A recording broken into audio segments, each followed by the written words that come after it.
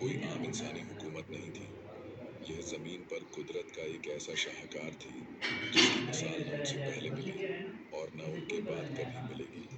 जब सूरज की पहली किरणें बैतुल मुकद्दस की पहाड़ियों पर पड़ती थीं, तो फिजा में एक अजीब सी सनसनाहट महसूस होती थी। यह सनसनाहट उन हजारों परिंदों के परों की थी जो आसमान पर एक गहरे साए की तरह छा जाते थे ताकि अपने बादशाह को धूप की तपिश से बचा सकें।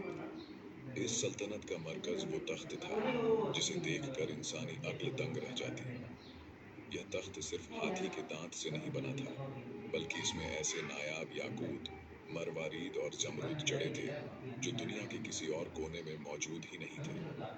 तख्त के गिर्द सोने के 4 बड़े दरख्त लगे हुए थे, जिन पर सुर्ख याकूत के अंगूर ऐसे चमकते थे जैसे उनके अंदर आग जल रही हो।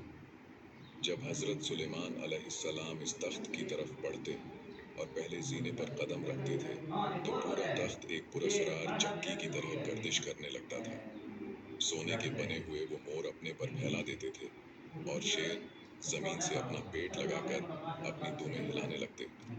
ये वो अजीब व गरीब सनातें थीं जो उस दौर में जिन्नात के जरिए तैयार की गई थीं। जैसे जैसे आप जीने चढ़ते, वो तख्त घूमता जाता और जब आप अपनी जगह पर बैठ जाते, तो सोने के 2 गिद्ध उड़कर आपके सर पर शाही ताज रख देते थे। फिजा मुश्क ओ अंबर की खुशबू से महक उठती थी, जो वहां मौजूद कबूतर अपनी चोंचों से छिड़कते थे।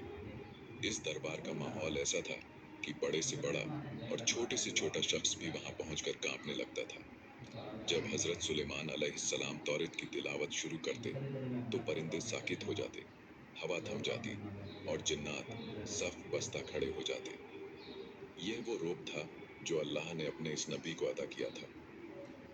दोस्तों, यहाँ एक दिलचस्प बात यह है कि हजरत सुलेमान अलैहिस्सलाम ने यह अजीम बादशाही किसी गुरूर के लिए